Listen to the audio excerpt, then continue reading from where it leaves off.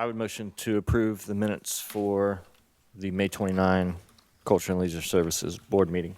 I'll second. Okay, guess we can take a vote here. Okay, Mary Mascara, Yes. James Stobie, Yes. Kathy Parks, Yes. Jenny Scott, Yes. and Joel Fair. Yes. Okay, next thing on board is the review the revised and the reconfigured fee structures to make a recommendation for city council. Madam Chairwoman, I think we need to pass tonight's agenda, and we need to make the one An additional. Oh, we additional do? agenda item. Okay, sorry. They didn't put it in there about it. It didn't put in there about approving the agenda. Oh, I'm sorry, we need to approve the agenda for tonight. Correct. You guys could try to speak up a little bit until they get the microphones working. Okay. We can keep going, but we'll just need to talk a little louder for the moment. There we go. Yeah. All right. I would approve to accept the agenda meeting, tonight's meeting agenda as is, but I would, or not as is, with the addition of a fourth item that we've all been handed, the regular meeting item, subject review communications from Optum Healthcare Solutions and advise staff on continued participation in their reimbursement program. And I've marked that as item number 4, Okay. just to keep things in line. I'll second it. All in favor? Aye. Aye. Aye. Okay, we'll just do the roll call. We've got Joel Fair, Aye. Jenny Scott, Aye. Kathy Parks, Aye. James Stobie, Aye. Mary Mascara. Aye. Motion carries. Okay.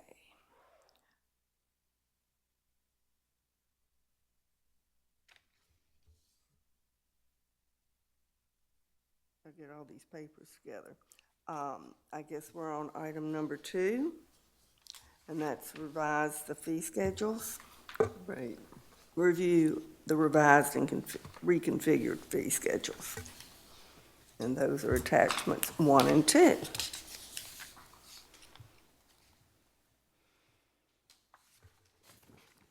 All right, just a little introduction here. There's a lot of different ways that a Parks and Rec agency can do fee schedules. For the most part, the most widely accepted format is a differential structure. And the reason for that is because you have people in the community that are contributing in different ways to the community, such as residents, non-residents, veterans, seniors. Everybody kind of has their own little portion of the community. And for public services, the majority of institutions and agencies do a different fee for different areas of the community, whether it be children, seniors, veterans, et cetera. So one of the things that this town has really dialed into for the last 50 years at least is at the very least a resident, non-resident structure to just about everything that we do. I mean, everything. The only time that we're limited on a differential fee structure is when we have a facility that is paid for by a grant. And there's a lot of different grants out there, but the number one grant that this agency has gone after over the years has been FERDAP, which is the Florida Public Lands Grant that is offered through the Department of Environmental Protection. And when you take a grant like that, perfect example, we used a FERDAP grant to pay for the Banana River Park Pavilion, We used a FERDAP grant to pay for the Manatee Sanctuary Park Pavilion. We used a FERDAP grant to pay for just about every playground that you see in the city, with the exception of the one at Manatee Sanctuary Park, which he won in a contest. When you accept a grant from FERDAP, you cannot charge a differential fee structure. You can't charge a discount for a nonprofit. You can't charge a resident versus non-resident price. Everyone has to pay the same thing, and that's in your agreement. So the only facilities where we are currently allowed to charge a differential fee structure is our community center, our recreation complex and tennis courts, and the Cape Center. So I've had people approach me in the past, like, why didn't you go for a FERDAP grant for the tennis courts? And I said, because there would be pitchforks. Because all of a sudden, everybody would have to pay the same rate. The residents are not going to want to pay the non-resident price. The seniors are not going to want to pay the adult price. Like, it ties our hands. I learned very early on in my career that grants are great when they fit the need and they fit the values of the community. So the proposals that I've given you with this today, they're complex, but they're still differential fee structures. Some of them are simpler than others. Some of them are more than what we have now. But based on the feedback from our previous meetings to include our workshop, the main directive and takeaway for me was that we are going to change what is considered the basic membership at the C5. We wanted an option for people that only use the courts, and we wanted to try to recover some of the money that we weren't getting from the patrons that either use a paid option through their insurance or the free silver sneakers, which comes with whatever Medicare, Medicaid plan that they are signed up for. So you have a couple different versions in front of you. I will say with all honesty, there's only so many combinations of $1 through $7 that can exist. I'm pretty good at statistics, but when you start getting into the repetitiveness of it, like, we can't overprice ourselves. We are not Planet Fitness. We are not open 7 days a week. We do not have showers. We do not have tanning beds. We have limited services, so we don't want to price ourselves too high. And at the same time, we don't want to undervalue ourselves either. So there was no way to look at these different type of structures and be able to say, okay, well, this will represent a 20% increase here, or this will represent a 20% decrease there. There's no way to calculate that, because whatever changes we make, we are venturing into unknown territory, because we don't know how taking that quote-unquote free insurance benefit away from a user when it comes to just using the courts is going to impact their desire to continue to play here, or perhaps increase their desire to play here because now they have the option of paying one flat fee and utilizing both facilities. So everything that you see here is, for the most part, middle of the road or pretty close to what we're charging now. The only real difference is how it is structured. So the more diverse structure, the more complicated it is. As you can see, I mean, once you start getting a whole bunch of numbers on a page, they all start to blur together. Trust me, my vision blurred about 3 days into this, which is when I was like, you know what, I really can't, there's no quantifiable way for me to even make projections with this, because just like building a new building, you have no idea how it's going to be used. When we built the community center, we had, and started looking at, the previous director started looking at the different insurance programs, he had no idea that the people walking through the door would just be coming to play pickleball for quote-unquote free. Now, some of them with the insurance providers that we looked at do charge their participants a certain fee, whether it be $30, and that includes maybe some over-the-counter options. It's more than just the gym membership. So there's a lot of variables to consider here. A lot of people will be impacted by this, and there will be a lot of changes in Rec Desk regardless of what is decided here. So this will definitely be a transition. How easy that transition will be, we'll have to find out when we get there, because literally every single one of these options represents a significant change in the structure for what we're doing, even if it's the fully differential structure, which is what we have now, only adding the all access and then separating a basic gym membership from a premium gym membership.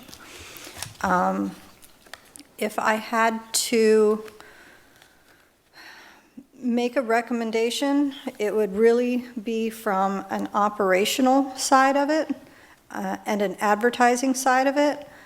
One of the lessons that we learned, we did start to simplify our fee structure a little bit when we made the move into Rec Desk after the last director left, because you used to have to sign up, if you've ever used the Nancy Hansen specifically, you would have to state what you were there to do.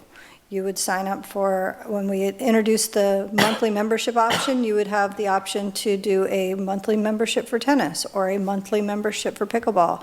We have some member floating around out there with an annual membership for shuffleboard. I guarantee that was not his intent when he signed up. He just hit a button. So in saying that, the more diverse and differential your structure, the more room for error on both the customer side and the staff side. So I can't say that any one of these will be better than another, but Keep it simple, stupid, that's where I'm the going. KISS method. KISS Okay. method is not Okay. only easier on the operational side, but also when, for the last going on 12 years of my life, when somebody walks up to me and says, well, how much is it to get in? Oh, well, there's a lot of options. It depends on who you are and where you live and how old you are and did you serve? Were you a police officer? Were you a firefighter? Like, now we have just embarked on a 10-minute conversation about your personal needs and experience level and where you want to go from there. So everything from operations and actually getting people registered to advertising is more complex, the more complex your fee schedule is. So, Can I ask a question about the papers? I looked at the different, the structures, and I wasn't sure why we have an NR child. Should it just be child? Is there something I'm missing? You know what I mean? Is there? that falls into that whole resident versus non-resident thing. But like if I was a resident and there was a child that came up who was also, was my child, how does that work? I don't understand why there's an NR there. Because it's Should it just be left out? It's Or- a non-resident. Resident children have always been free to participate. Okay. And historically, we do have, one example I can give is the Minuteman program. That Okay. is, I just and we wasn't, have some Cocoa Beach residents that are younger that come and either use the workout room, and we do have a lot of non-resident kids that come and play indoor basketball as well. So even as I was like fine tuning everything, I got about halfway through all of this and I'm like, oh no. no, it's okay. I We just have didn't. kids that come and play basketball, I have to account I for them. figured there was a reason, but my kids were older when they started to come, so they always were charged, Right. So, okay. Yeah, we do have some non-resident minors that utilize the facility. It's a very small amount. But as Anthony has been working really hard, Anthony and Craig, who is our new facility assistant over there, has been working really hard to build our Minuteman program, to get kids in the gym, to get them educated on proper gym etiquette and how to, reach goals and all of that other stuff, getting them ready to play, whether they're new to high school or just want to start engaging in sports activities and they need to get themselves in a physical condition where they can participate. We've started noticing a lot more non-resident kids, because they live just south of Grant, that are coming to use our facility. So, I will say that I made use of your facility. My younger granddaughters came to visit from out of state, and because they're on the basketball team back home, I took them there, and I came in as a resident, and can't remember how they charged me, but they were under a certain age. So, but it was great, because it was a great court, and they really loved enjoying going up and down the court and getting some conditioning, and that's a great option for them. That's why Yeah. we're here. gave them something else to do. My grandma didn't take me to a fun gym. First of all, I'd like to thank you for getting down to all the nitty-gritty in this. I can't imagine how difficult it was between all the numbers and all the different categories, especially between whether it's resident or non-resident. You just have this long line of categories.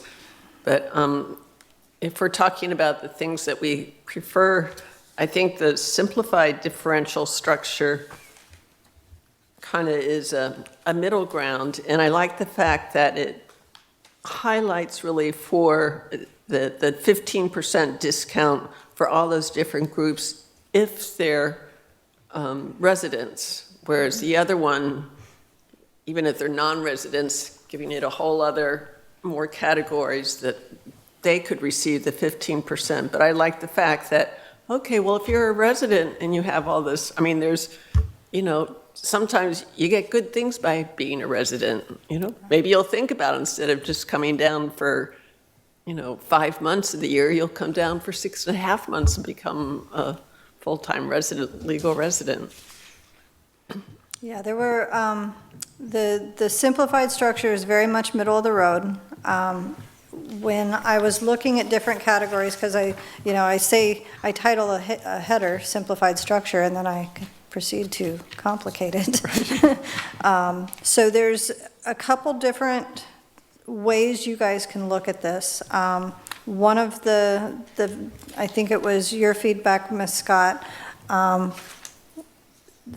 contributed a lot to this one, because you're like, just make a court pass a court pass. A court pass is a court pass is a court pass. And so to come up with the numbers for that one, and like I said in the agenda item, we're not married to any of these numbers. This is just a structural thing that we're looking at, and we can fine tune the numbers later, was do we want to make a court pass a court pass? If we're offering a basic, we should offer a premium when it comes to the gym, because if you want to use the whole gym, and maybe not necessarily the Nancy Hansen, that's an option, or just an all access, like just pay this and you can use all the facilities whenever there's not an actual league or a program going on. So there's different elements to each of the structures that can be put into the other structures. So it's not, I think for the simplified, I didn't do an all access, but that could be part of that. And the all access appears on the fully differential structure, and the all access appears on the streamlined as well. But that's not to say that we couldn't include that as part of the simplified structure. I was just trying to stick to my headings. Because all the people that I've talked about, because literally as people were walking by my office, I'm like, hey, come look at this. Like, does this look crazy to you? Does this sound crazy to you? Because a lot of the feedback I got from people that not only work in our facilities, but a lot of our residents utilize our facilities. Zach plays tennis, Anna in permitting is at the gym right now. She's been told that she needed to work out for all of us today because we are here and we can't be there. So having their feedback, not only as residents, but as users of our facility, when I said all access, a lot of people got excited about that. So that's something to take into consideration, something where you just pay one fee and you can use everything in the city when it comes to that. I just want to make sure that I am understanding things. So, like, for example, somebody who has one of the insurance programs that covers their monthly cost, that would be the membership that would just be for the, like, the C5 part. Is that Just- right? just C- the ju- I mean, gym- just the the gym workout membership, room the upstairs. top floor, let's Yeah. call it. So if somebody wanted to buy or to pay, racquetball, or, it's not racquetball, excuse me, pickleball or tennis, that would be an additional sum of money, which is, I thought, what we were kind of trying to get Yes. towards, Yes. to go towards. Yeah, Okay, that's where, right. so say you have an insurance benefit, you're enrolled in Silver Sneakers, you like to use the workout room, but you also like to use pickleball. One of the options for you would be to either pay a daily rate to use the court downstairs, or if you like to bounce them back and forth between the two facilities, or just to have the option of, it's raining, or, ooh, I don't like that guy, I don't want to play over there today, you can go to the other one and you're covered, kind of thing. But one of the big things to me was, and this is just in my mind, was to try to incentivize. One of the things that one of the other board members kind of alluded to and had suggestions for was incentivizing people to use the facilities more. And for I think it was the streamlined differential and the simplified differential, the discounts are really not there until you actually get a membership. Daily drop-in, there's not a lot of discounts there beyond just the basics. So once you get into, I'm going to, commit to doing this for a month, I'm going to commit to doing this for a year or a couple months, that's when you start to see an incentivization to get that senior discount or the veterans discount, et cetera. So, and just like everything else, you can kind of transpose those things around as well. And again, for clarity, the proposal tonight is not necessarily with the numbers that are in the fee structure. It is just for how will we structure our fees. Right. Okay, perfect. Yeah, Thanks. little bites. Yep, thank you. and the most easily implemented from an administrative point is which one of these? Is it the streamlined or the simplified? Wait, am I saying that right? Yeah, streamlined, Those two would be pretty close to each other. okay. Those would be pretty close. There's no appreciable difference in your opinion then between them? Not really. Okay. Making it so that seniors, first responders, veteran, and children is one category is great, but given my knowledge of the history and the temperature of the community, I think that the simplified differential structure, which still delineates between a resident and a non-resident when In it the comes to senior- senior, would probably be a little more accepted than cutting it straight across. Okay. Thanks. Plus, thanks for putting this together. I know it Thank must have you. been- made you bleary-eyed. Yeah, I got my Excel training for the duration. So we have 3 different fee structures, each one with 2 examples. And then you said that simplified and streamlined would probably be about the same from a implementation and a staff, ongoing staff role. Okay. And does that include if we added the no access, no, excuse me, if you added an all access to the simplified differential structure sections?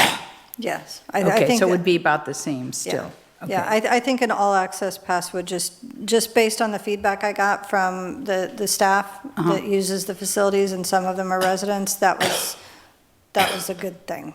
Like, they really appreciated having that type of flexibility.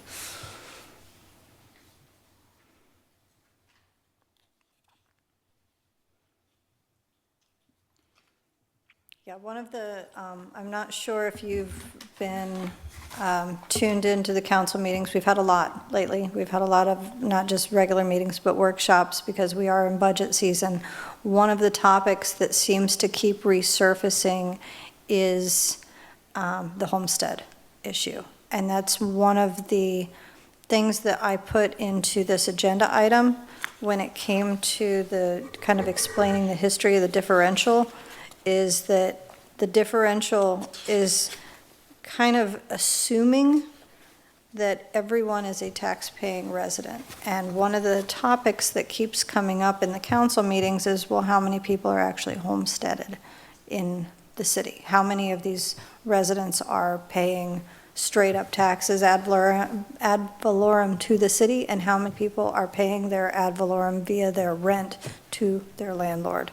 So that was one of the many things in the back of my head as I was going through this, as far as looking at the resident, non-resident, senior resident, non-resident, et cetera. So I hate to further complicate my simplified and streamlined, but all things to consider. So, yeah, these aren't easy decisions, and they're not easy to even propose changes to, because it's more complicated than it seems sometimes.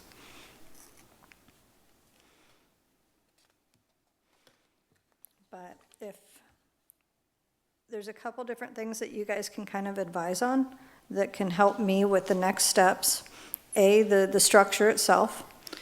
B, what you want to see included in that structure, whether it's having an all-access or not having an all-access, having something separate for people that only use the Nancy Hansen versus a court is a court is a court, and you have access to all the courts.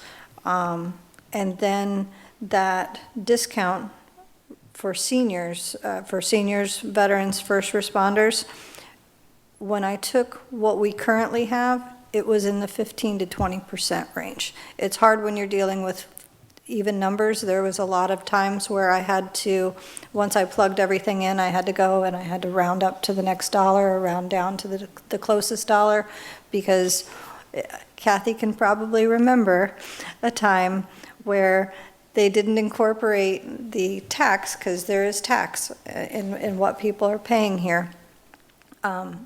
But people would literally come in, especially our French-Canadian friends, and throw change at us before they hit the courts. Because it was, yes, it was like $2.12 for a senior non-resident to play shuffleboard, and it was literally change in the face. And, oh yeah, it was bizarre. And a lot of times it was Canadian coins, so I would reject those and slide them back to them. But keeping things even numbers was part of that differential, so that it was all a flat fee. So if you feel that 15% is fair, 20% is fair, however you want to look at that. Just be mindful of one of the little caveats that I put in there. And I have no idea what page it is on, but it talks about when you have a very, page 2 of 4, setting prices too low for discounted groups or offering too many discounts could undermine the financial stability of the organization. That was where I was finding a lot of challenges when I started dropping numbers. Like originally, I had 3 versions of each of these, and we got down to where people weren't even paying $1. And that's not good when 60% of a facility's users are not even paying $1. So that seemed against what we were trying to accomplish and streamlining things, still making it fair, but at the same time, keeping the lights on.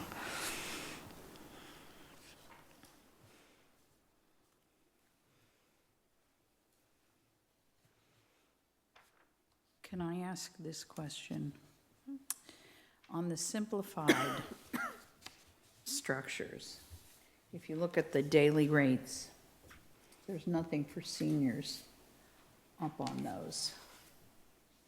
And I didn't know if, like, where you have the, in our child, if you put a slash and you put senior there, whether that would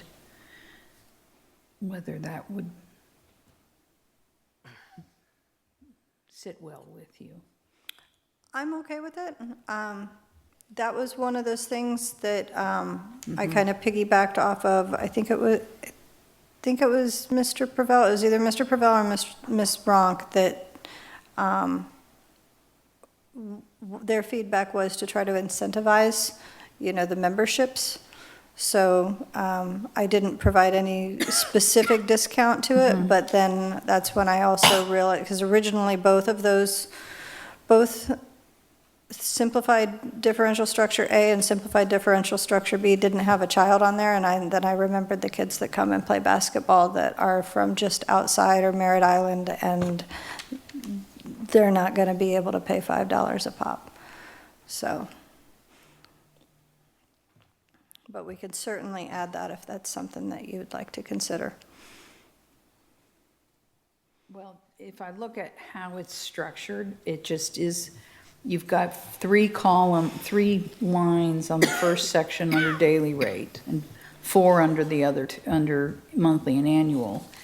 And the first one leaves out any like senior benefit, So just to be kind of consistent and to, I guess, comply with what you understand the public wants. A senior discount, that's a suggestion I might make. If you, And that's something, the streamlined differential structure, we're going to all be hearing these words in our Okay. head for the rest of the night. that doesn't have it that I didn't see that either there in the And daily that's rate. something that could be an easy adjustment, just like we have senior, vet, first responder, child on the other Yeah, two. We yeah. could easily just transpose that line on the daily, and that would account for Well, those like- as well. Well, you've got, I'm sorry, it's not you've got, it is like a resident senior, and that's why I think I liked the simplified differential one, because you've got the resident senior like set out, and it sounds, I don't know, it just sounds like you're helping the people of the city of Cape Right. Canaveral who are over age 62, which I think was what the definition was. Yes, and that's also Okay. up for grabs as well Okay. today, because that was the retirement age in 1975 when Nancy Hansen said the first. Yeah, I know you, well, under non-resident child, like on this one, you could put a resident senior / res senior or something. Right. Instead of, But then you'd have to do a non-resident senior too, so you'd have to come up with a, it's here. but for the daily, Well, you just throw them in and. non-resident, I don't know. Yeah. See, now you guys are experiencing what I did while I was assembling all this. You get to the bottom of the page and you're like, oh, I forgot somebody. Yeah, So, yeah, It's there's, I think for some of these, it will be a hard pill to swallow, especially with the add-on item that you guys are going to have to opine on at the end of the meeting, because that's going to impact 187 members, 90% of which are seniors and 60% of which are. Okay, that's the add-on one? Okay, Yeah, okay. yeah, one of the insurance providers Okay. is throwing us well, I'd say a curveball, but it's really an ultimatum. So I'm kind of glad that they did that. I wish they had done it like 2 weeks prior so that I could have included it in this agenda item. But at least we have it now so that as we're making this decision, we can kind of shape it around whatever we go with on that item as well. Yeah, I think the simplified version does a lot of what we've asked you to do. I think the one thing we could say is I would propose the simplified version with an all-access add-on that we have in the other two. I don't know that for the daily rate you need to add. You could say non-resident child. Senior, but I don't know how far into the weeds you want to get with that, because otherwise you're going to end up just doing the fully differential structure. Yeah. I don't think right now there's a senior daily discount. Is it? Yes. There is? There Yeah. is? Yeah, the Okay. current What is- structure of our, with the exception Four? of, Okay, it's 4, yeah, sorry. yeah, Okay. But both the streamlined and simplified eliminates the special discounts for daily rate, and in some ways that might incentivize people to go for a monthly, so they'll get that discount. and one of the things that, because I had to come up with a system, I couldn't just come up with arbitrary numbers. One of the things that I did with this is, I believe I went with 7 and 11. So if you utilize any of the facilities more than 7 times a month, your advantage, if you're going to come that 8th time of Is the month, monthly. is to get that monthly. And then the annual rate is basically the monthly rate with 1 month free. Right.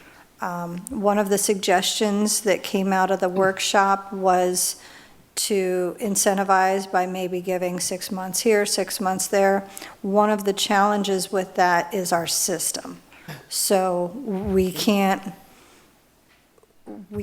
do that unless we build it into the fee schedule to be like, okay, for 6 months, we're only going to charge you this. And then at the end of the 6 months, it goes up. Our system doesn't jive like that.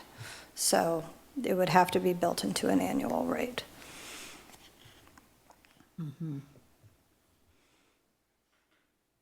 Well, like, I'm looking at the dual, under simplified differential structure A, item 2, attachment 2. It says resident, senior, blah, blah, blah, blah. The dual court pass is $36 for a month, and then it's $360 for a year, so you get 2 months Yeah, that free one's on 10. that one. Yeah. Yeah, so that's significant.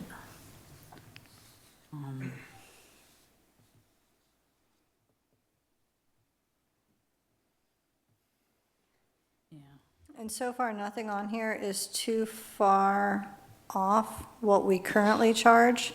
One of the things I started to do, there's been so many incarnations of these 6 forms, because I started trying to highlight, what was more, what was less than what we currently charge.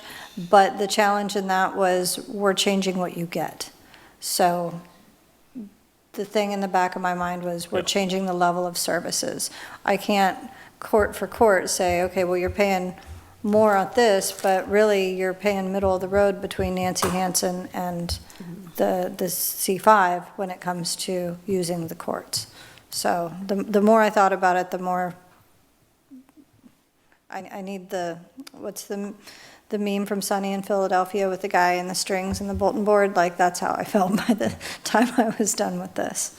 So, Yeah, it's going to be changed no matter what, and some people will be excited about it, some people will be adverse to it, and so I think understanding that because we're changing the fee structure, the fees will change. We But know they that, did and we're okay pay with that. they already pay already at Nancy Hansen to play.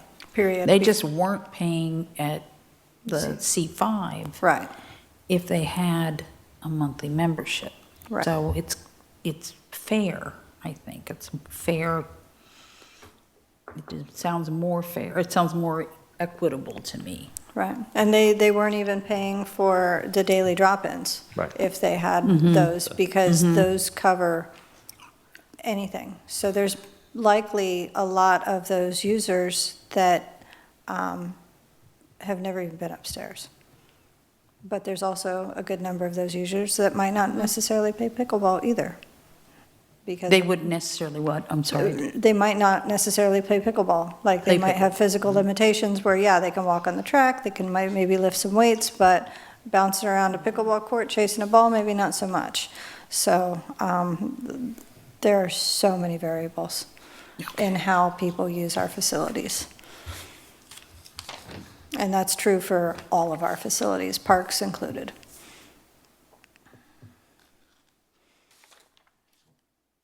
It sounds like we're all veering towards that simplified, Yeah. So simplified with the addition of an all-access. with the addition of an all-access. Did you want us to pick between A and B? You don't have to. Okay. You can kind of just give me some more feedback as far as, like I said, there's only so many combinations of $2, $3, $4, $5, $6, $7. Now we're kind of, that's kind of steep, in my opinion, for what we have to offer unless we're bundling something. So for any one visit to the facility, I really wouldn't go higher than 7.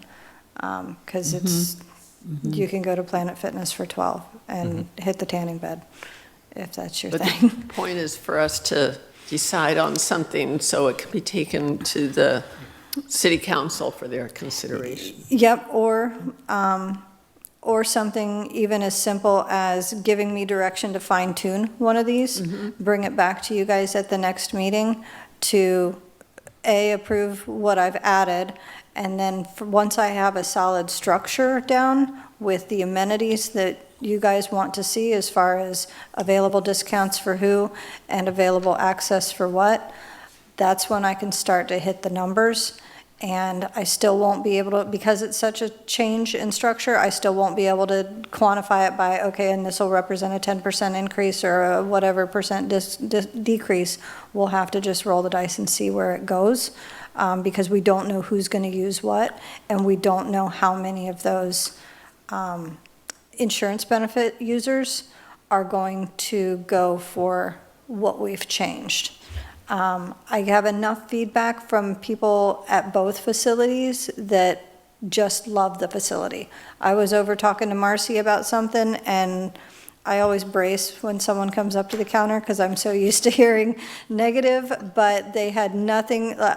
We got complimented on the lighting at the C5, and I didn't really consider indoor lighting to be, I've had complaints about outdoor lighting on tennis courts, but I've never had compliments on indoor lighting on pickleball courts.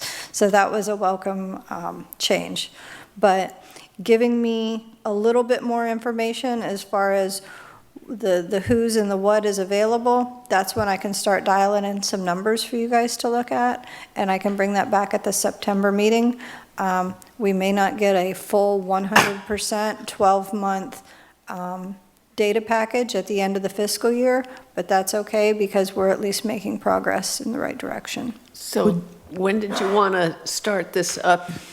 When the fiscal year starts in October? That would be great, but But because of when our probably- meetings fall, that makes it really hard because it's going to take a couple days of So playing around in Might be Workdesk. more like January 1st. Probably. And with a lot of the insurance benefit stuff, because I've been reviewing a lot of those contracts, they tend to operate on a January to December thing. So whatever it goes with them, their memberships, because as people's monthly and annual memberships end, their only option for renewal will be with the newest package. So there's everyone's in a different spot. It wouldn't be okay, you just paid for your membership, but we're changing everything. So we would let you finish out your month or your year. And there's not a whole, bunch of one-year people, but people's months are all over the place. But we could get some feedback on how it affected the winter residents. If we could get it implemented, Yeah, you know, that would be ideal. Yeah. I think the folks I know who come, generally come in January after they've spent Right. the holidays with their families or whatever up north. So I'm not sure if that's what everybody else's experience is or when they come. I mean, you know, some people are lucky and they come in November or whatever, Right. but I don't know what month do you guys think people start coming in droves? I think they start trickling in around October, November, but by January, they're all here. Because like you say, they'll wait for Thanksgiving and Christmas for their family, but by January, they're all here, yeah. And we've got a lot of tennis players that come in October, because that's when our senior season starts. So, And they stay then and through, they'll stay, yeah. Until the spring sometime.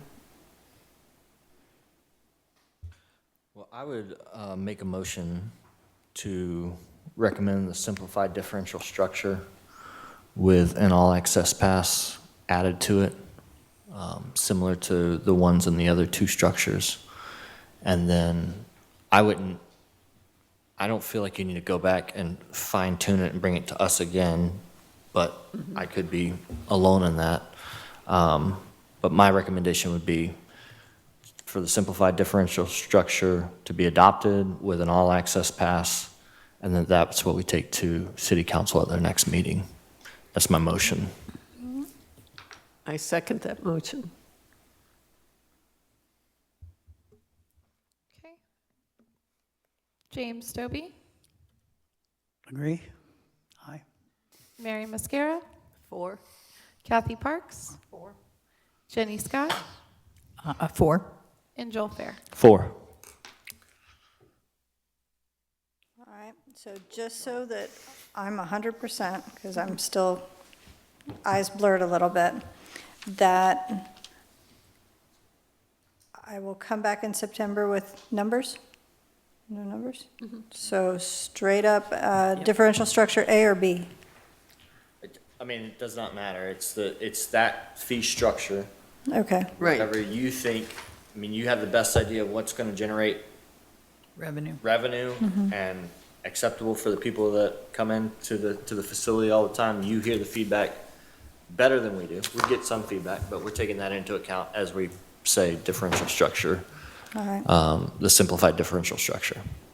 And you're the one that works with all the numbers, and like you say, there's just so much you can do between 1 and 7. Right, yeah, there's only so much variety there. And everyone's good with the 15% as far as the discount for senior resident and, all righty. Yeah. So I will work on that, and I will try to get that on the agenda for August. Try. Okay. That cutoff's really quick, so. All right. All right, it looks like the next thing we're looking at is the Cape Center fee schedule.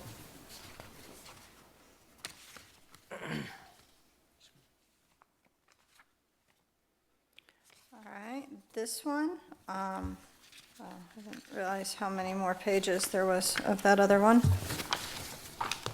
So we have identified a need, identified a demand.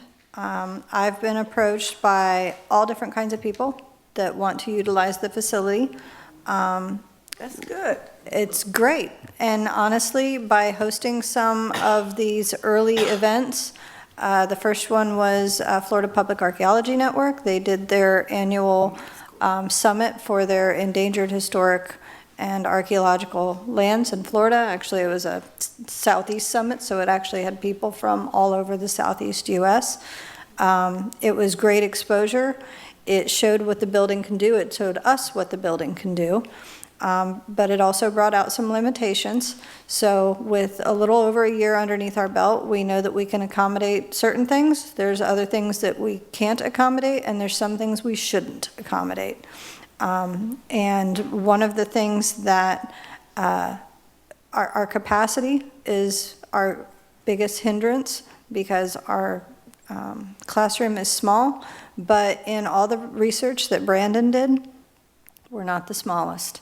So we took, he handed me a spreadsheet of more than a dozen different facilities, but thankfully, after I've been staring at spreadsheets, he was kind enough to include one that just had the ones that were most similar to ours. And I say we, but he and Amy Lee came up with some pretty solid proposals, taking into account the fact that the vast majority of people that we would be dealing with, at least in terms of group rentals, are nonprofit agencies.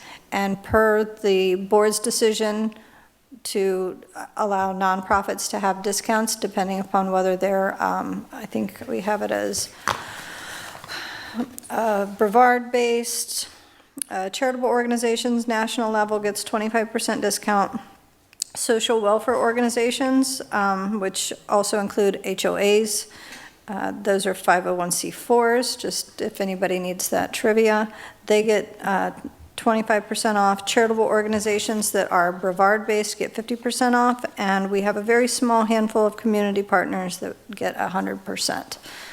Those would be our Little League, just as an example. They don't pay for anything when it comes to renting a facility, having a meeting, or anything like that. So based on Resolution 2023-12, which is in your packet, these discounts would apply.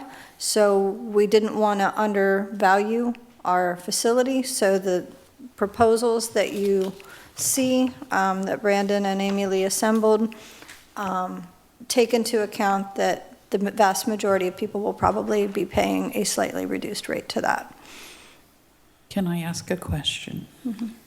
I didn't see any cleaning fees on I saw a deposit. That's what it's for. So how frequently, if any, if at all, are those deposits retained, to your knowledge, if you know? We've had 2 incidents in the last 3 years. Okay. And the one incident that comes to mind, we returned half of the lady's deposit because staff had to clean up. They left piles of pizza boxes at the park pavilion. She wasn't very happy with us, but our maintenance guys weren't very happy with her, so. Okay, my thought is, in the interest of generating more revenue and being fair, if you rent an Airbnb any place, you are charged a cleaning fee. It's not optional. That's true. So whether it's, maybe getting the deposit, that $150 deposit is nothing, in my opinion. Doesn't really hurt. I mean, it's not painful. Not that you want to make it painful, but if you charge a cleaning fee and a deposit, I thought that might be something that should be incorporated in it, because no matter what, you're going to have to send somebody over to check it, to open it up, and maybe the fee reflects that in some ways, but I don't know how much it would cost the city to send a person over there or 2 people over there for 2 hours to clean it up. And that's actually something we talked about, Brandon. Did you want to get up and share a little bit about our conversation about when to charge a cleaning fee, when to not charge a cleaning fee? Yeah, we had a little back and forth on this one. That's why there's asterisks on the top one. Is a There's a green button light with a on? microphone there in the middle. The button doesn't work. It's on the microphone itself. Is it? Yep. Is it green? Yes.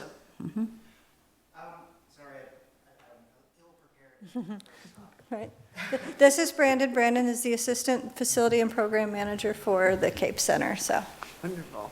So if I remember correctly, my My apologies. We're planning on being there anyway. We're generally both staff there, so that's kind of built into the facility.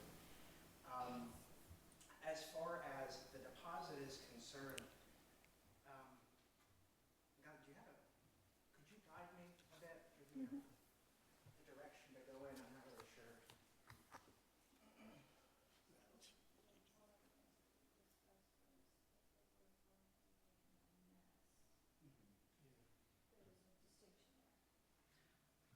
Right. Sorry. There we go. We expect a certain degree of effort and work put into any event, and that's kind of built into the price. What we were more concerned about was anything outside of the bounds of normality, essentially.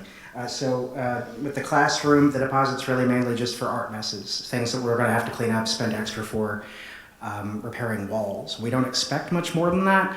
And beyond that, we want to be really controlling about the kind of events that are in our space. We want to make sure that they align with our interests, our mission statement. So if we kind of have a vibe that something's not going to go in that favor, we don't want to have anything to do with it. So we feel like we're going to avoid most of those issues. I have some experience in event planning. I don't foresee most of this being a problem. So that's as far as That's good. Okay. Thank you. Of course. Thank you. That was nerve-wracking. Sorry. It's a good practice for council. I just, that's what came, what bubbled up to the surface when I was looking at that. I said, well, why do we not have a cleaning fee attached to that? And We that's- should, because we oversee that. And it's extra funds, and. And it does take them away from setting up tables and setting up chairs and putting paper out or putting supplies out does factor into it. So that's something that we can consider, especially for this facility, because that can be considered for all the park facilities I mean, as people well. may very well behave themselves, and it may be very good, very well behaved and dignified presentations, but you still have something to do afterwards, whether it's inspection or actual physical labor.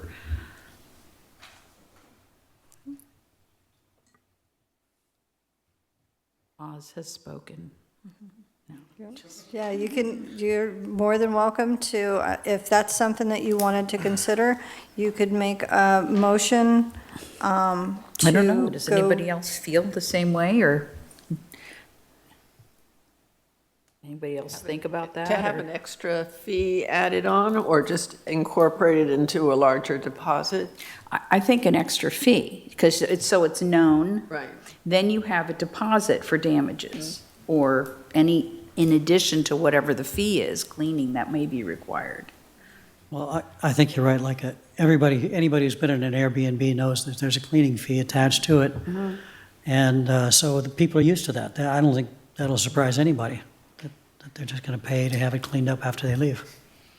I mean, some people leave it immaculate and other people don't. So it just covers bases. Just look at our riverside after a Saturday. Or the beach after a Yeah, exactly. holiday. Yeah, I would support a small cleaning fee and attached to, just to kind of, it does drive a point home. If you don't value yourself, then no one else will value you, so. And like I said, what Samantha, you say 99.9% of the time they get their deposit back? Yeah.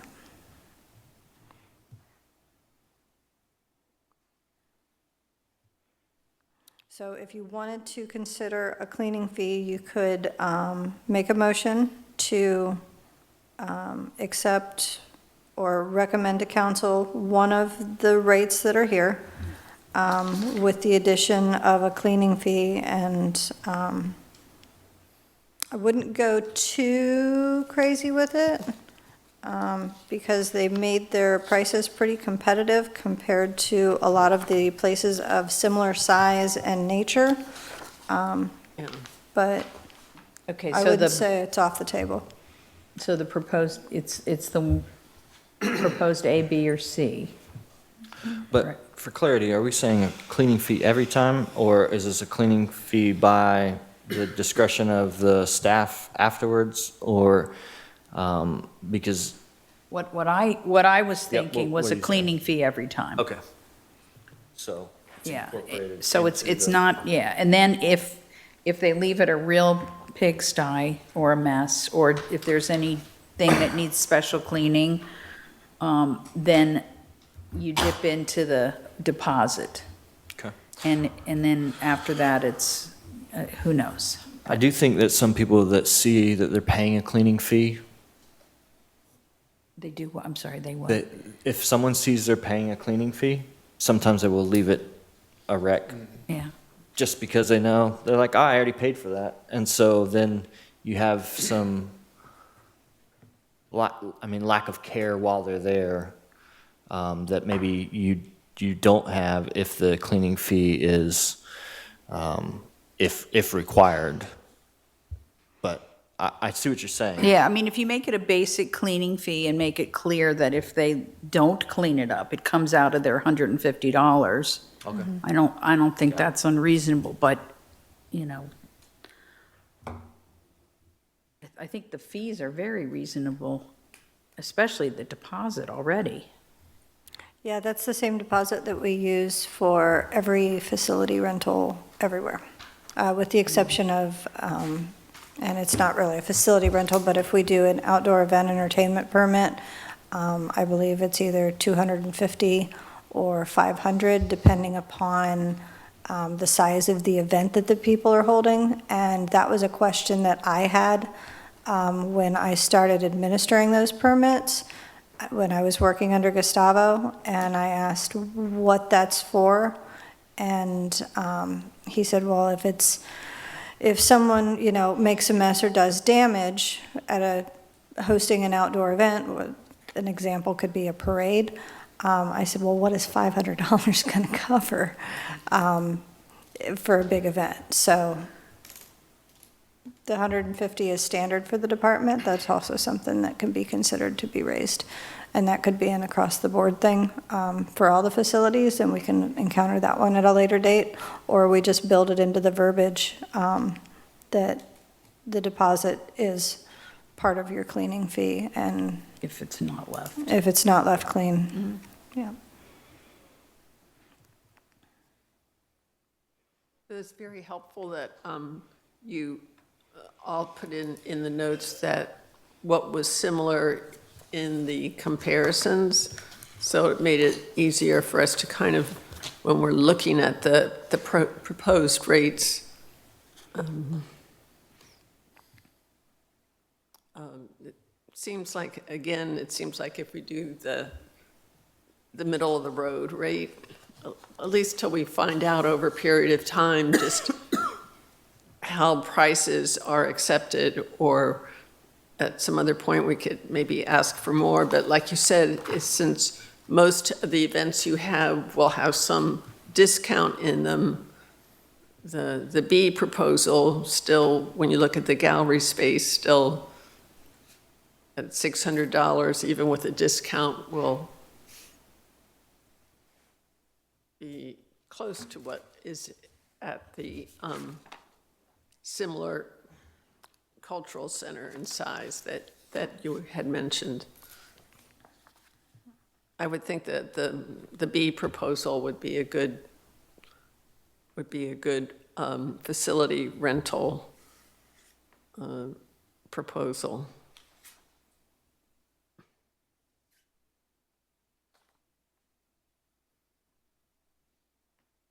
Looking for where that other, I lost it I looked at it before, where you had a comparison for some of the other facilities. That is item 3, attachment 1. Right. Got that, okay. And at the bottom of that, it's, under the notes, it said the First Coast Cultural Center was most similar to our situation. Go back here. Okay, okay, there you go, okay. There it is. All right. Yeah, I almost gave you the full spreadsheet, but I figured you'd seen enough spreadsheets by this item that you didn't need another one. Well, looking at these,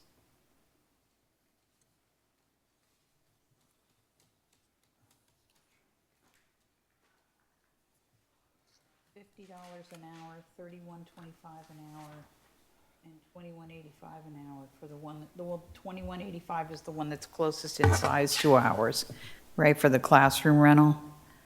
What, that's? Yes. Yeah, okay. Yeah. Yeah, our capacity in that room shoots us in the foot.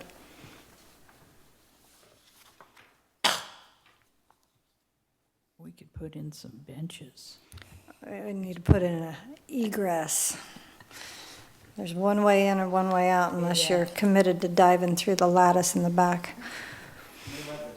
And we really like the lattice, and we'd really rather not. I think it's okay, so do you want us to make a motion or something to accept one of these fee Yes. schedules? Yeah, you can make a motion for one of those, and if you'd like to add that we include in the verbiage for it, that the deposit is deposit/cleaning fee, that can be part of the motion as well. Or that there would be an added cleaning fee in addition to the deposit? Yep, you can Okay. put that in the motion as well. Okay, since I'm going to make a motion that we accept the Cape Center Facility Rentals proposed B schedule with the addition of a column for cleaning fee.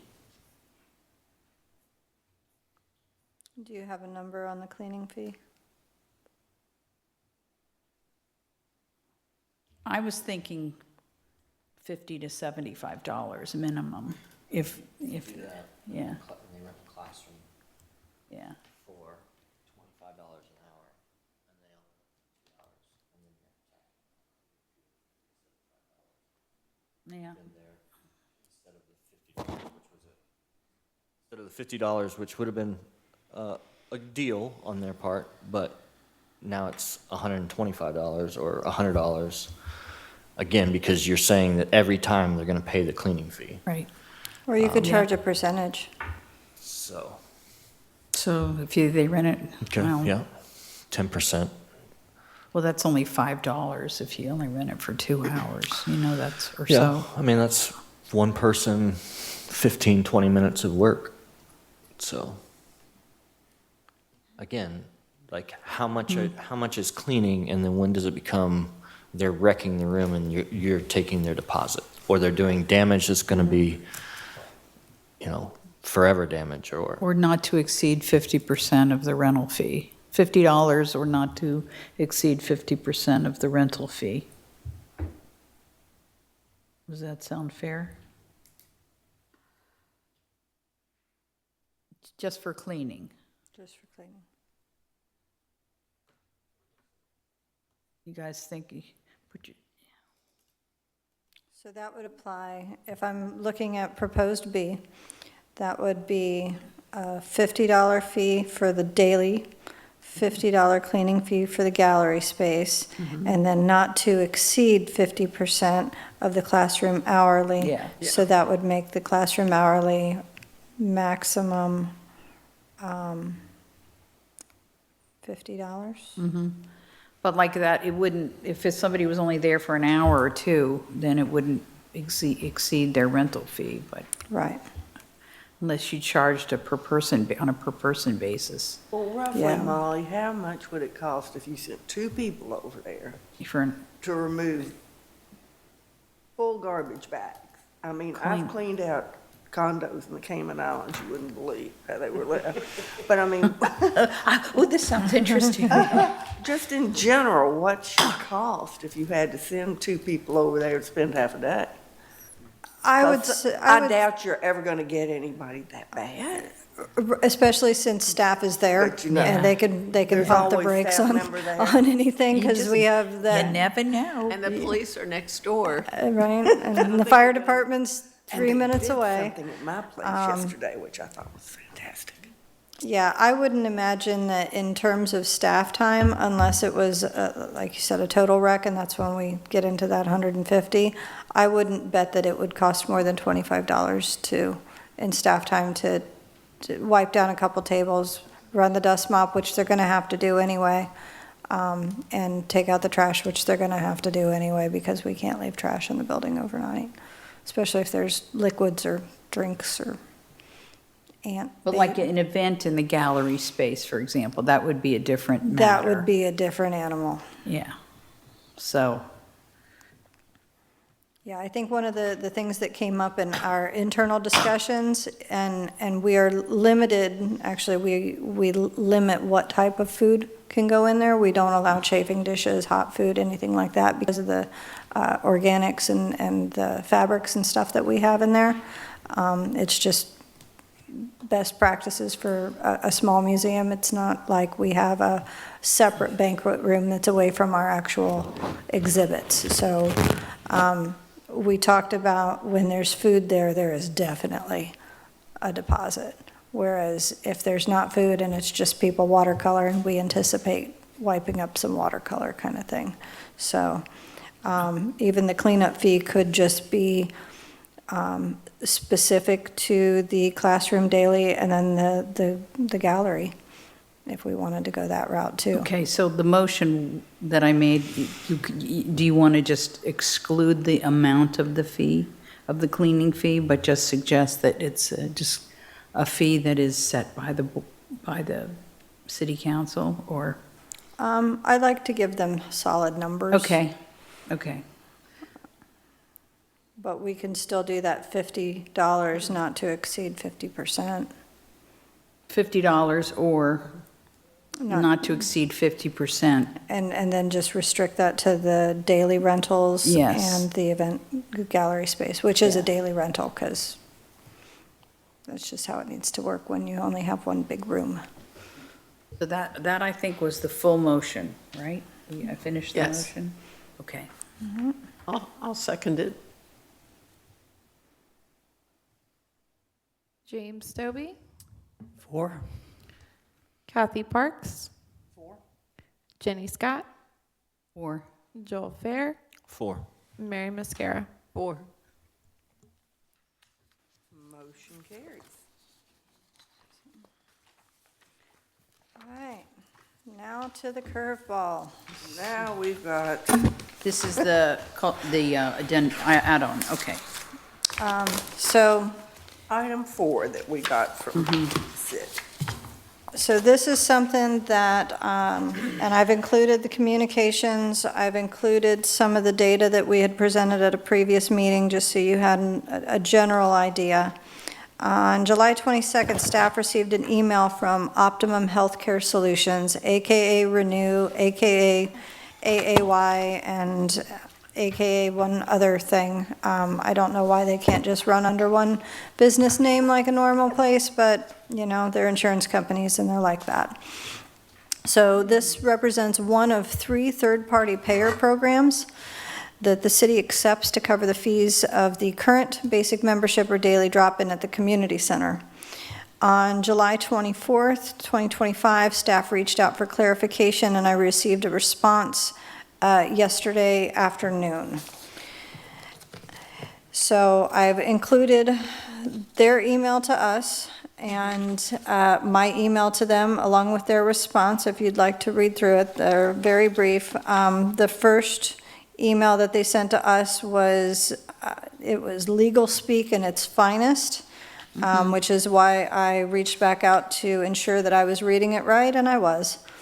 So I summarized it on the summary page to, in short, the message indicated that the city must attest that the price that this company is paying to the city for its members' use of the facility is equal to or lower than those paid by other third-party programs.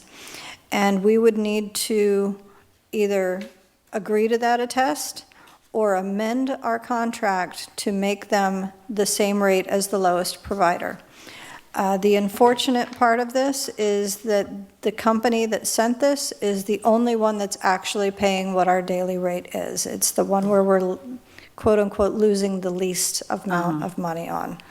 So they would, when I respond to them, I'm going to have to tell them that our lowest monthly max provider rate is Ash Fitness, who pays us $20 a month. Did you talk to the city attorney about this? No, I did not. To me, this doesn't, it's something that probably shouldn't be imposed on the city of Cape Canaveral as an attestation. I like that. So that's what I don't think that that's in the best interest of the city of Cape Canaveral to have to make that, have to be. Attest to that. Yeah, one of the challenges, and you'll notice from, if you remember the packet, I didn't want to bring the whole packet from our workshop, but one of the things that was all over those packets when I asked them to send us the rates that we had agreed to, every single one of those packets had a watermark on it that said you're not allowed to share this information with these other companies. And so in my email, I said, we received the email regarding the amendment to the agreement, and I'm reaching out today for clarification on what this amendment means. We accept multiple different insurance-based third-party payer programs, and as I'm sure you're aware, the contracts signed with the other program providers state that we agree not to provide the information requested in the email to the other providers. I said the most favored reimbursement amendment, if the most favored reimbursement amendment is intended to reduce the per visit per month compensation paid by Optum, I cannot agree to a reduction at this time. I will, however, take this email to our board at the end of the month and let them opine on whether or not we wish to continue participating in this program. So in any case, somebody's taken a hit. We're either going to take a lesser rate, or their people aren't going to be able to use their benefits at our facility. If you would like to make a motion that I take this to the city attorney and let them get involved, I would be happy to do that. Because I thought it was an ultimatum.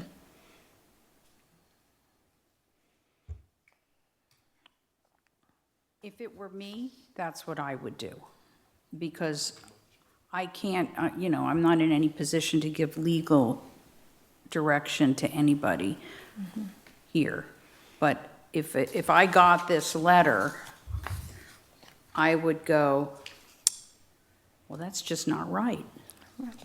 And his response was just not right and didn't sit well with me either. Yeah, so at any rate, to try to impose this on, it's almost like price fixing in a way, or, what people did in the old days where they would get a bunch of companies together and they would, That's- they didn't ask they would that. collude to didn't- charge a certain rate for something. They didn't ask to do that before. Yeah. Is it just because, is because you were asking for No. No, I don't. expedited answer? No, No, I think this was it's a policy. independently, yeah. policy. I think they're trying to drive the market on this, and actually, in my conversation with Samantha, as I handed her a big packet to add to all of her work today, I said, watch, the rest of them will follow. Yeah. A quick question. Third-party payers, you've listed 3. Can you tell me just percentages of the users? Like which one of these is our largest? Which ones? So Ash Fitness pays us the least. Are they the largest Here, this, user? yeah, I think if you look at no, this was in our attachment 4. This is this is, Got it. So they're all about even. Okay, so what I had provided in a previous meeting, and I'm glad I save all of my Yeah. papers, when it comes to the providers, Renew, which is the one in question right now, there's 187 members that utilize that benefit. 90% of them are seniors, 90% of the 187, and 60% of the 187 are residents. Okay. That is the middle provider. Ash Fitness provides 135 members benefits, and those are very much all over the board, mostly senior residents, but there's some regular adult residents and some non-residents in there as well. And the biggest one is Silver Sneakers. And Silver Sneakers pays us now $27 after our negotiations with them. But I think Renew figured out that they were paying the full price. Yeah, I mean, that would be my recommendation, is talk to the city's attorney. The second thing would be, if he says they can do it, that, to look at the possibility of driving Ash Fitness up to $27 a person, and, you know, just setting a baseline of what we will pay, or what third parties have to pay to the city. Because if they're saying, hey, we're gonna pay whatever anybody else is paying, then we get to set the contract for that. Right. And drive them all back to the middle. So you take your highest and drive it down a little bit, which is what they're gonna wanna do, and you take your lowest and you drive it up, so that you could try to meet that. The problem is that the contracts probably expire at different times or renew at different times, and you're gonna have issues with that. I'll just go ahead and do it. I motion that you talk to the city attorney about the attestation portion of it. Are you required to do that? Is that contractual? Like, Is it legal? yeah, is it legal? So that would be my motion. Yeah. Can you imagine having to, you get something like that from someone you're buying something from, and you have to certify that,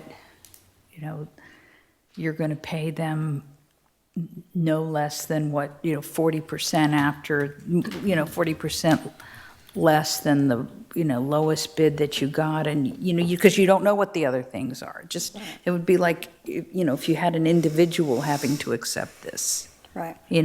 It's just, I don't think, Strong arming. yeah.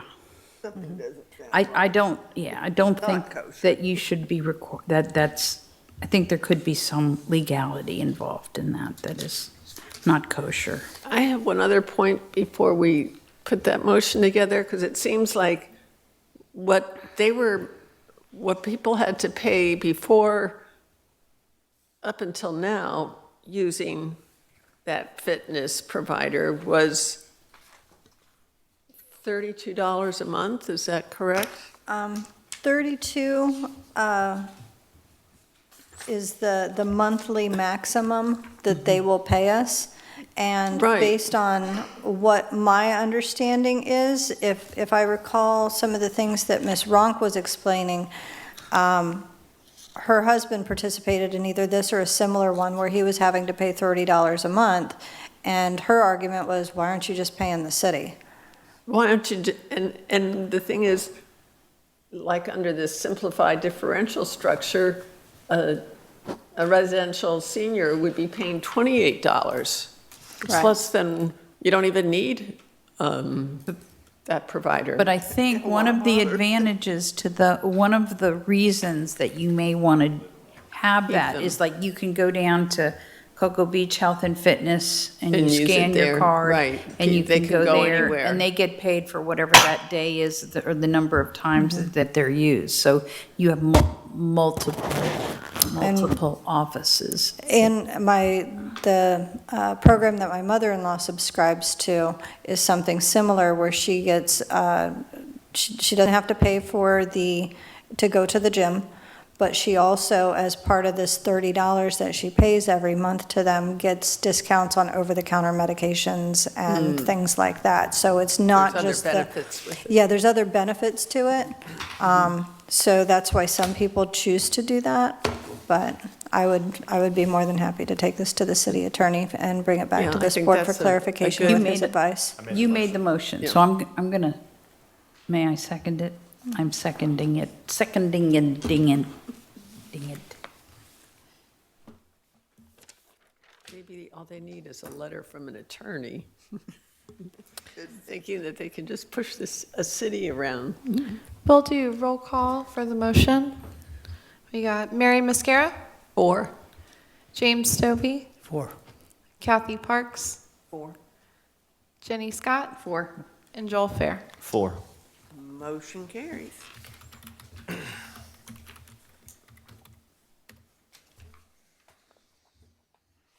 I mean, when the hair on your neck goes up when you read something, you just, you know, that's,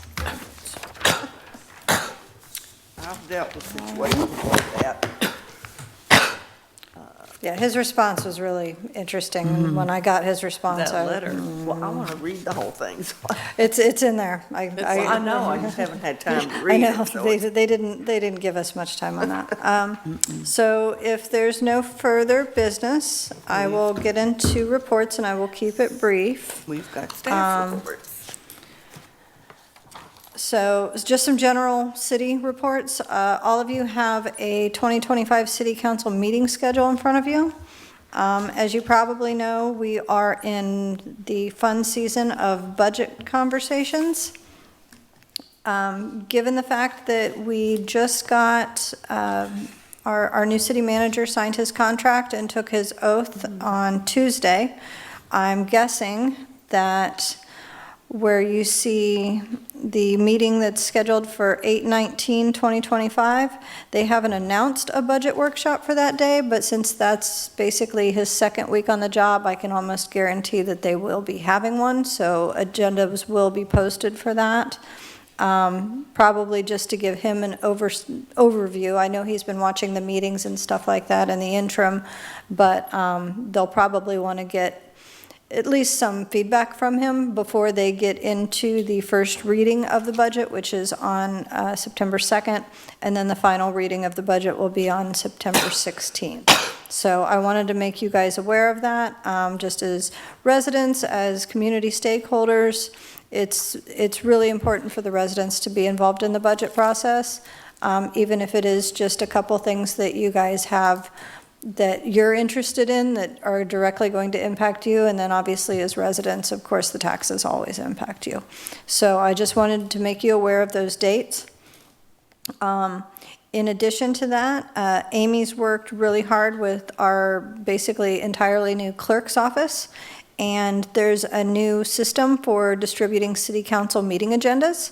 So you can go to the Quick Links tab on the main website of our new web page and click on subscriptions, and you can be taken directly to a link that will get you a copy of every city council agenda directly in your inbox. That way you can skim it. You don't have to dig through the website to find out if there's anything on there that you care about or want to speak to, or that will impact you or your neighborhood.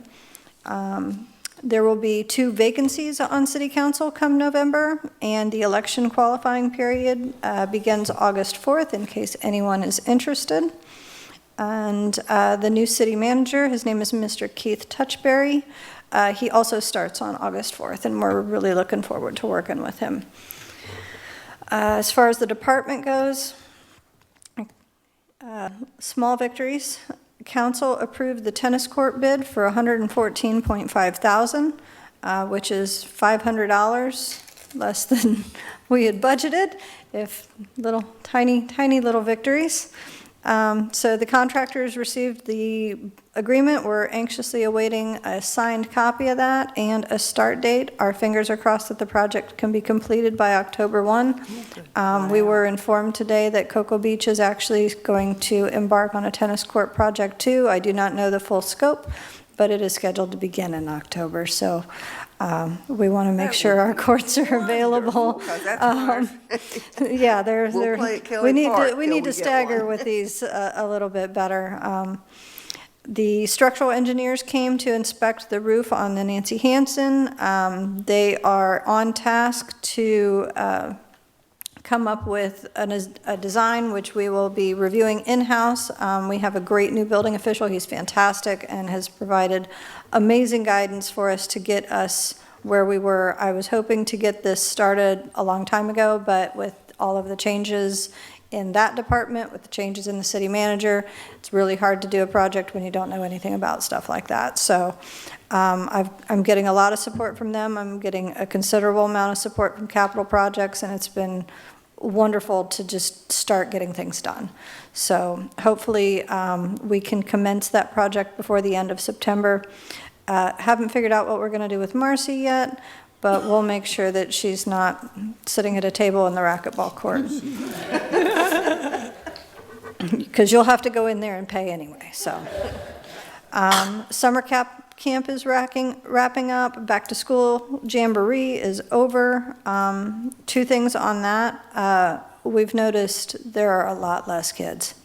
A lot. Less kids. And that's a nationwide trend. I've been paying attention to stuff in my home state, and Not it my was fault. also. Is that because of homeschool? Thank you for doing as much as you have, Joel. Definitely made up for my lack of contributions to that, but I rescue a lot of cats. So it does mean 2 things. There are less kids, and there was even an article, I think it was either in Florida Today or on News 6 about, for the first time, I think in Florida, in most states' histories, there's more elders than children. So that's something that we've kind of known was coming, and we knew that Cape View's numbers have been dropping, but we've never felt it like But it's we have not this year. because of homeschooling or, school choice? It- Or, For all those free vouchers. It Yeah. could be, it could be, but that really should not have impacted our summer camp attendance. Because you kind of want to keep them busy during the summer anyway, regardless of what your. so you other- had fewer attendees We for had the fewer summer? attendees. So the other thing that means is that with those 2 things over, we are gearing up for our fall and winter event season, which is basically when we do 90% of our big annual events. So stay tuned. Amy will be reaching out to get volunteers, to get judges for things.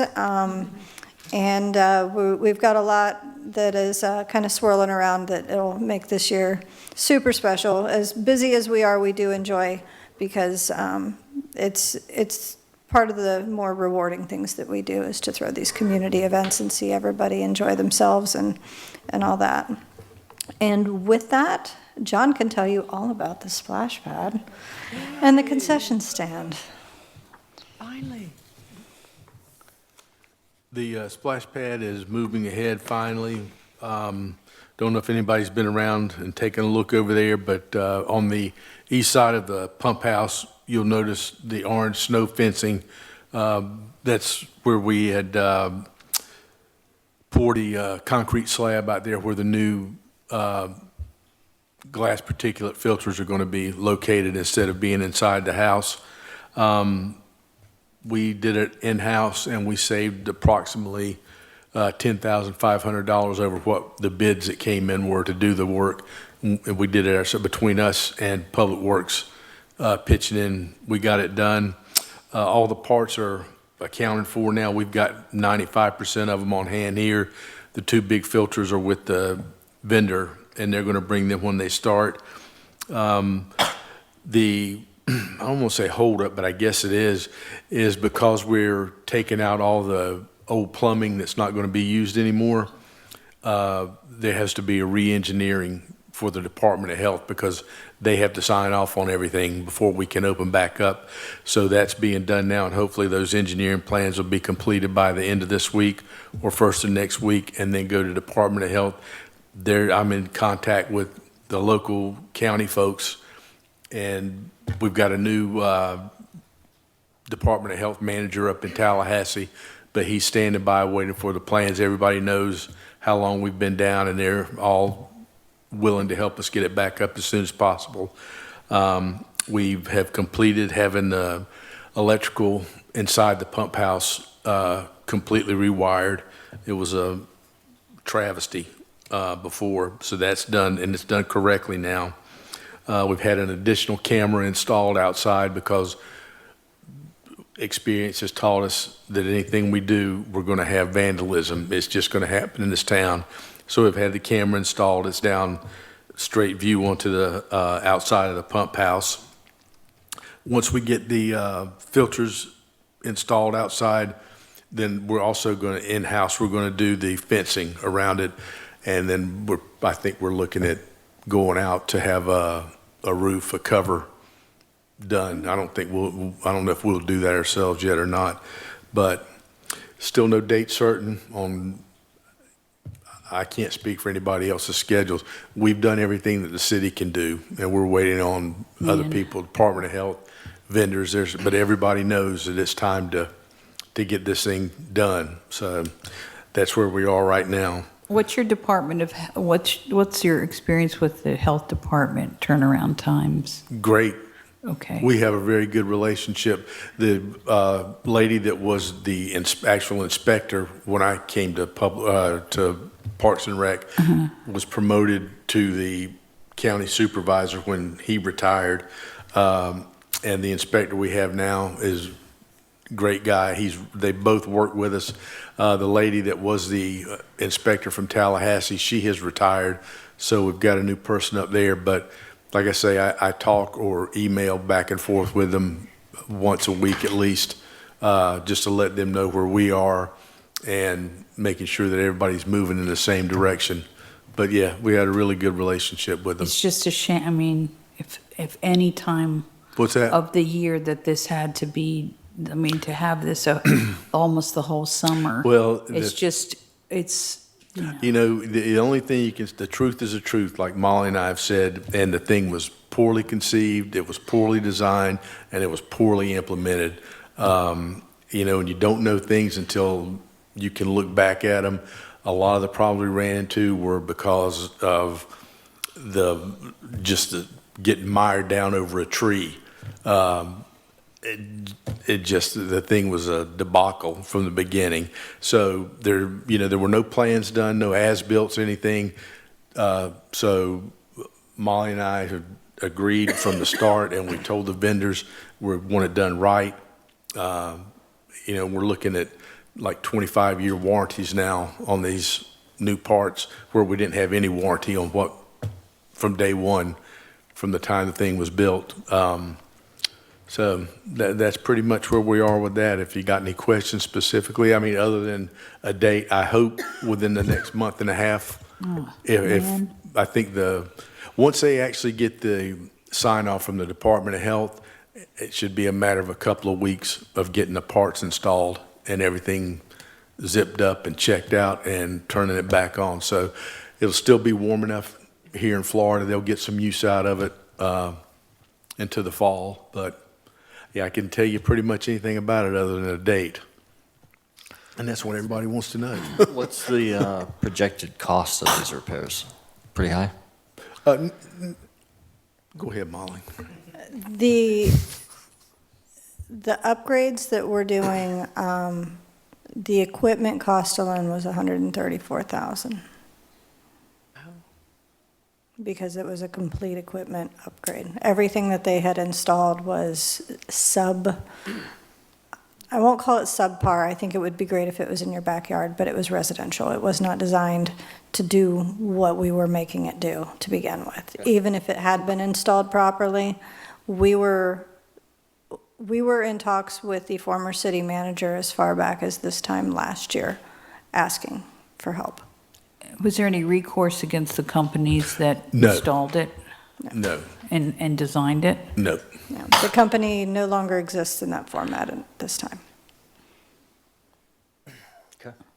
There was no warranty. The equipment that they installed came from Eastern Europe.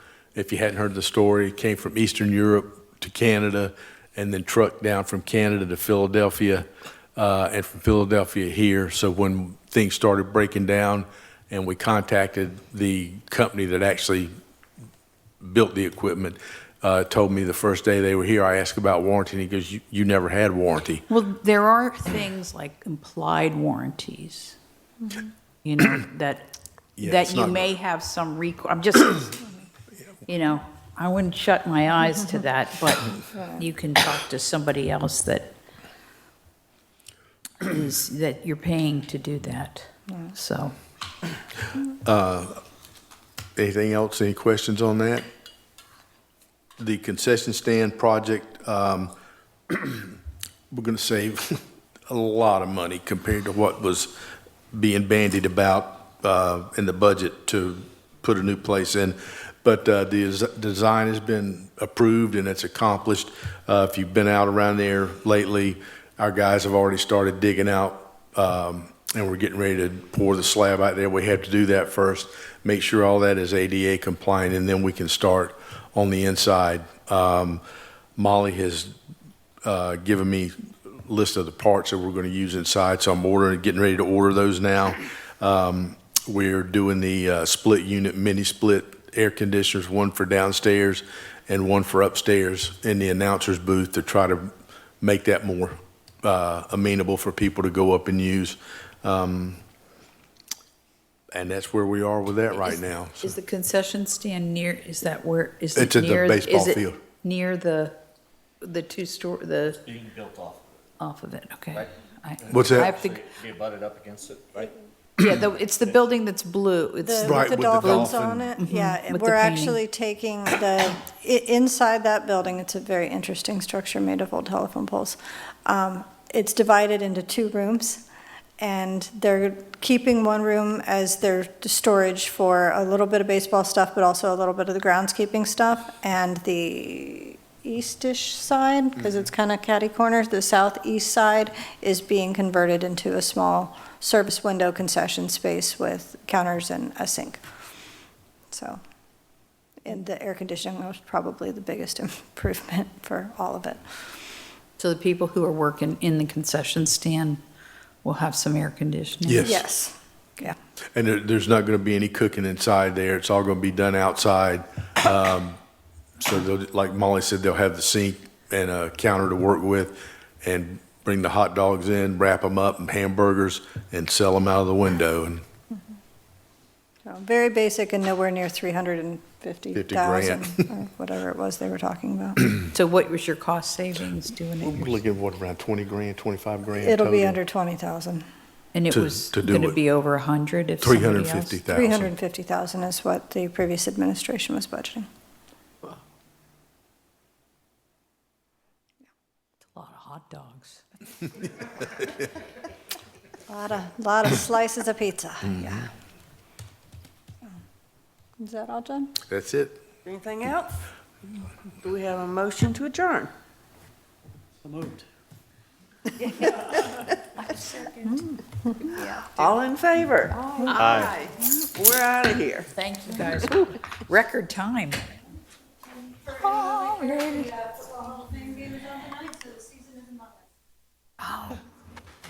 want to make sure I understand right. Oh, that's right.